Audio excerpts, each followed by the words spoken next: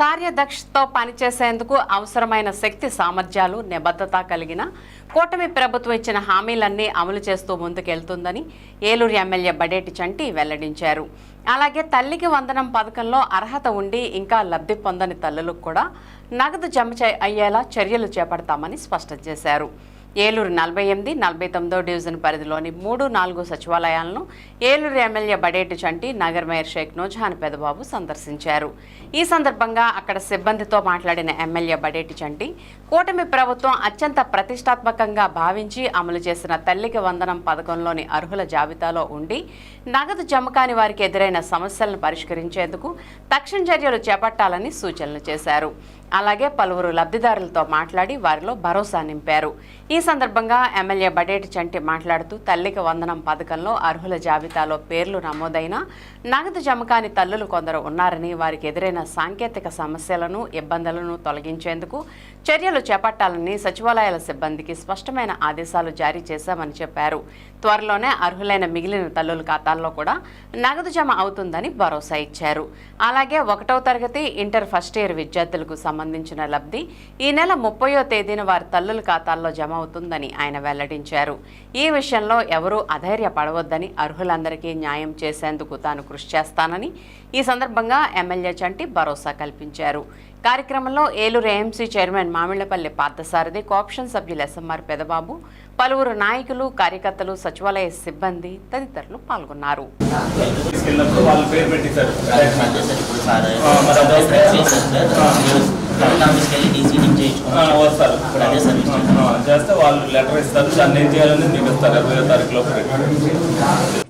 పడతాయి అన్ని ఒకసారి అయిపోతాయా? కాదమ్మా, మీరు డబ్బుతో పని బిల్లు పెద్ద సంవత్సరానికి. మరి ఈరోజు 48, 49 డివిజన్లకు సంబంధించి 3, 4 సచివాలయాలకు రావడం జరిగింది. ఎందుకంటే మొన్న తల్లికి వందనానికి సంబంధించి చాలామందికి పడలేదు. అవి కొన్ని టెక్నికల్ ఇబ్బందులు ఉన్నాయి. ఏదైతే కరెంట్ మీటర్ లేకపోవడానికి కూడా వాళ్ళకి కరెంట్ మీటర్ ఉన్నట్టుగా కొన్ని, అలాగే ఒకరికి పడితే రెండో వాళ్ళకి పడకపోవడం, ఇవన్నీ ఉన్నాయి. టెక్నికల్గా ఏ అయితే ఇబ్బందులు ఉన్నాయో అన్నీ నోట్ చేసుకుని 20వ తారీఖు లోపు అన్ని కూడా అప్లికేషన్లు అన్నీ కూడా ఇవ్వమని చెప్పారు. వాటికి ఏదైతే సచివాలయ సిబ్బందికి ఎవరైతే వాళ్ళు అనర్హత పొంది ఉన్నారో వాళ్ళకి దేనివల్ల ఇబ్బంది వచ్చింది అనేది వాళ్ళందరికీ కూడా చెప్పాం. అలాగే కరెంట్ ఆఫీస్లో మీటర్లు లేకోకుండా మీటర్లు ఉన్నట్టు చెప్తే ఏఈలందరినీ కూడా అలర్ట్ చేసాం. వాళ్ళకి ఇమీడియట్గా వాళ్ళకి కూడా లెటర్ ఏదైతే మీటర్ లేనట్టుగా వాళ్ళు చూసి వాళ్ళు సర్టిఫికేట్ ఇస్తే దాన్ని 20వ తారీఖు లోపు దాన్ని అప్లోడ్ చేస్తారు. డెఫినెట్గా వీళ్ళందరికీ అనర్హత ఉన్నదానికి ఏదైతే టెక్నికల్ ఇబ్బందుల్లో ఎవరికైనా రాను వాళ్ళు ఉన్నట్టయితే వాళ్ళందరికీ కూడా ఆ టెక్నికల్గా ఉన్న ఇబ్బందులను తొలగించి వాళ్ళందరికీ ఇవ్వడం జరుగుద్ది. అలాగే 1వ తరగతి చదివే వాళ్ళకి, జూనియర్ ఇంటర్లో వచ్చిన వాళ్ళకి వీళ్ళిద్దరికీ కూడా 30వ తారీఖున పడతాయి. ఎందుకంటే స్కూల్లో వాళ్ళు జాయిన్ అయిన తర్వాత వాళ్ళది ఏదైతే వాళ్ళవన్నీ కూడా అప్లోడ్ చేసుకున్న తర్వాత వాళ్ళిద్దరికీ పడతాయి. దాని గురించి కంగారు పడవలసిన పనేం లేదు. తల్లిదండ్రులు కూడా అందరూ కూడా ఏదైతే ప్రైవేట్ స్కూల్ కంటే ధీటుగా గవర్నమెంట్ స్కూళ్ళు చెప్తున్నారు కాబట్టి మీరు ఈ డబ్బులు వేరే దానికి ఉపయోగపడతాయి. మీ పిల్లల్ని ఎడ్యుకేషన్గా అందరినీ కూడా ఉన్నత స్థాయిలో నింపాలి అని అంటే ప్రతి ఒక్కరిని కూడా పిల్లలందరికీ కూడా ఎంతమంది ఉంటే అంతమందికి ఇస్తున్నారు కాబట్టి దీన్ని సద్వినియోగం చేసుకుని పిల్లల అభివృద్ధి దిశగా తల్లులు తీసుకెళ్లాలని సందర్భంగా అందరినీ కూడా కోరుకోవడం జరుగుతుంది.